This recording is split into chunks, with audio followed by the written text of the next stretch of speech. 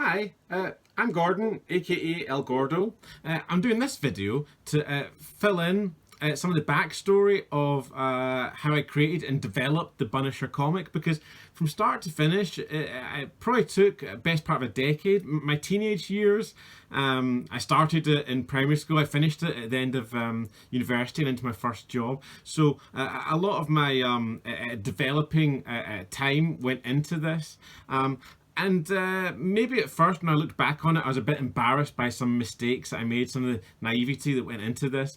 But more recently, I've looked back at it and really admired the amount of creative energy, the benefits of naivety, meaning that I was doing things in terms of storytelling and presentation that I didn't know better, and which actually worked out really well.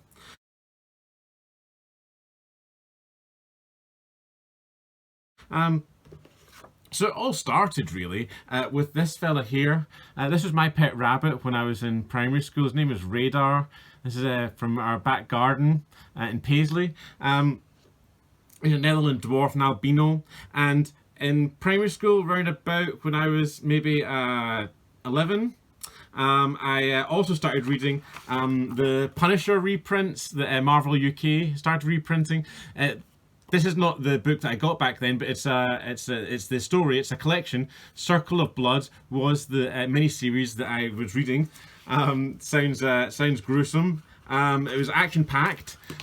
This sort of artwork by Mike Zeck just sort of blew me away. Really popped out the page, and you can see this distinctive costume that this character, the Punisher, had with a big skull emblem, really popping out. So in primary school, one evening, and I can still remember it, I guess just out of boredom, I picked up pencil and paper, and I drew a picture of a character of the Punisher, but with a rabbit's head, and I straight away just came up with the name, the Bunisher. And so for the years that followed, when I was bored, I was an only child, so I spent a lot of time either reading comics or drawing. I would doodle this character. You can see one of my early pictures here. It really is as simple as that. It's the rabbit's head with the Punisher's body. It wasn't sophisticated, but it was a lot of fun to draw. I was taking in many more influences at the time. I was reading a lot of Ninja Turtles comics. I've got a big run of the original run from Mirage Studios. In particular, one of my favourite artists was A.C. Farley. He did a lot of the covers. And these are two particular covers where you can see some real sort of intense animal sort of imagery. I think what really stood out for me was really sort of well-defined sort of faces, these big animalistic eyes, which really showed a lot of character shone through. He made the characters feel very soulful. And I was so impressed with it. I thought that if I ever grew up to be a comic book artist, I would go by my middle initial is C, so I would go by G.C. Johnston. So in honor of A.C. Farley. Remember that it comes back to blow up my face later on.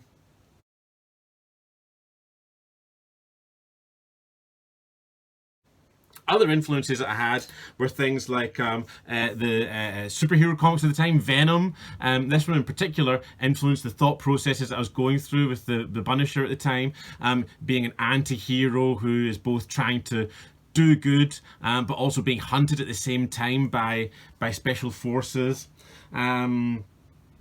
Other influences in film being Batman Returns, the Tim Burton Batman movies, really gothic and tragic and dark. I was soaking all this stuff in over the years, and then in about fifth year, so maybe when I was about 15 years old, I sat down. Again, remember, only child, so no computer games to play. So I sat down in my bedroom with Radar, my rabbit, at my side. And I sat down and wrote out by hand a sort of manuscript of a storyline for this. This is the actual handwritten pages. So we didn't have a computer back then either, so it wasn't typed in. I literally just wrote down about 20 sheets of manuscript of a storyline which would feature this character going through an urban sort of fantasy adventure. So what you're seeing here is my actual bedroom as a teenage boy. You can see that I've plastered every square inch of wall space with movie and sci-fi paraphernalia, and I was just soaking it in like a sponge. And this is the desk that I actually sat at to plot out the storyline for the Bunisher, with the Batman Returns soundtrack basically playing on constant loop on tape cassette, and my pet rabbit sat very happily just snoozing on the desk like some sort of spirit animal muse.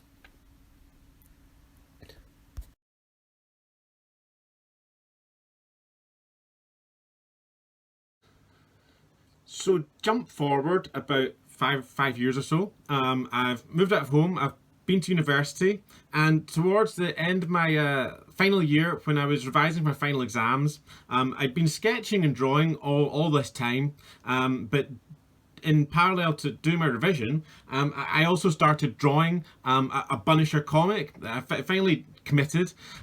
Although what I chose to do was actually draw the final section, the final act of that manuscript that I'd written.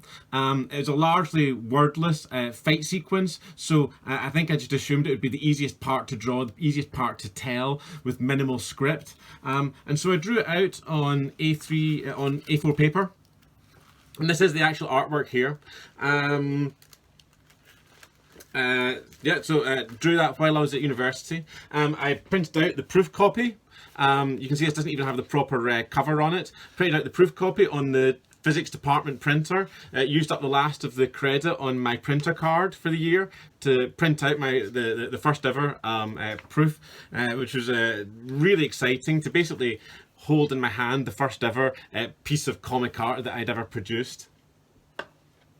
And then over the 2 years that followed that, so from age 20 to 22, I produced four more issues, so 5 in total, that basically went back to start and then filled in the gaps and told the whole story in that manuscript that I'd written. With the benefit of being 5 or 6 years older, I was able to really improve it, tighten up the script, add in further details to really heighten the drama. And I sold it to various comic shops. One of the other influences on my artwork while I was producing this was one of the original Aliens comic books from Dark Horse, Volume 2, which I think is now available under the title Nightmare Asylum. But it was the first comic that was reprinted in the UK in the Aliens title. What made that particularly unique in my eyes was that the artwork, the page design was black borders all the way out to the bled all the way out to the side of the pages. So there's no white anywhere on the pages. It really enhanced the feeling of claustrophobia and terror for this Aliens comic. It's something that I wanted to do myself in my Bunisher comic. So that's what I tried to do.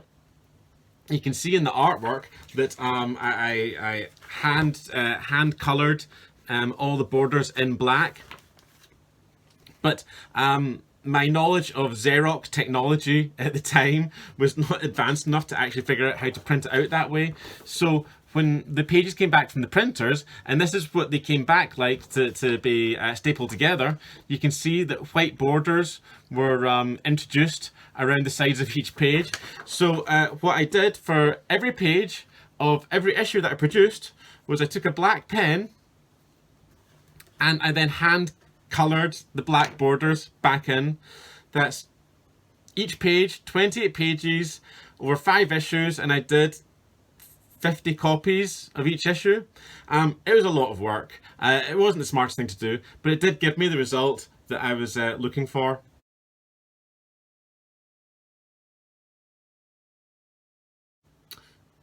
So I produced the 5 issues of the Bunisher comic.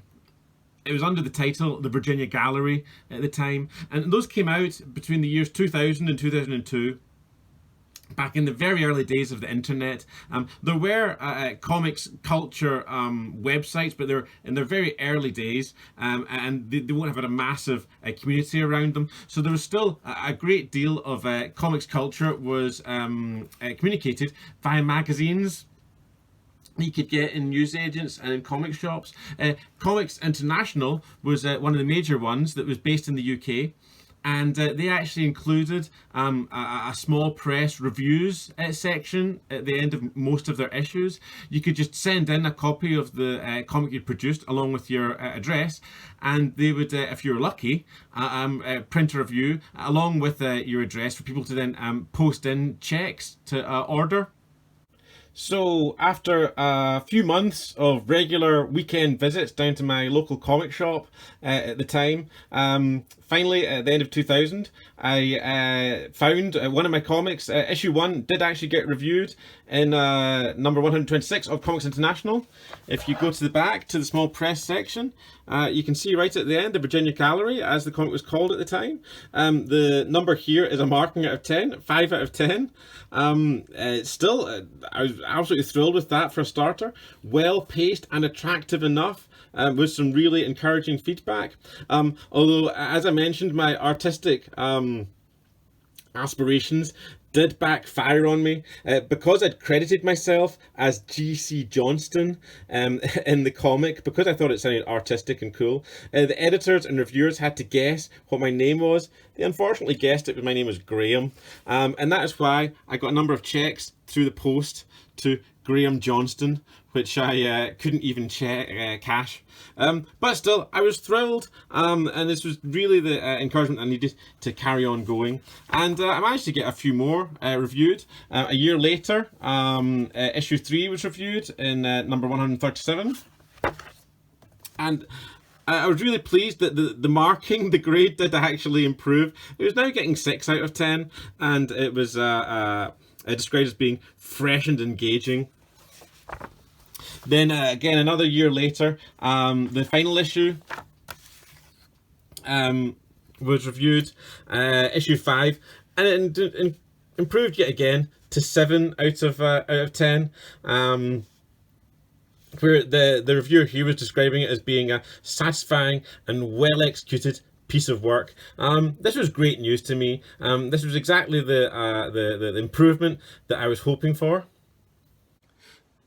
Those reviews really were the affirmation that I needed at the time to tell me that, you know, artistically, what I produced had worth, and they were then what drove me on to continue creating comics. And if you've got one takeaway from this video, I hope it would be that you should, wherever you get the chance, pass feedback on to creatives that you encounter. You have no idea of the benefit of good, positive or constructive feedback in terms of actually inspiring further creativity in those people. I know it might feel like I've been blowing my own trumpet a lot in this video in my praise of this comic. The fact is, I'm now twice the age that I was when I first carried out this work. I really feel a sense of distance, and I feel quite dissociated from it as well. It doesn't really feel like something that I can take credit for anymore. I certainly don't have the creative energy that I used to have back then, which I think led to a lot of what is successful about this comic. It feels less like something I did and more like something that some kid that I used to know did. But it also means that as I read it at this age, I can be surprised, charmed, amused, entertained, and I really do get the feeling that, you know, the kid did all right. So if you've watched this video, I really hope that you can take the time to give the comics a read. If you read the comics, I really hope that you enjoy them.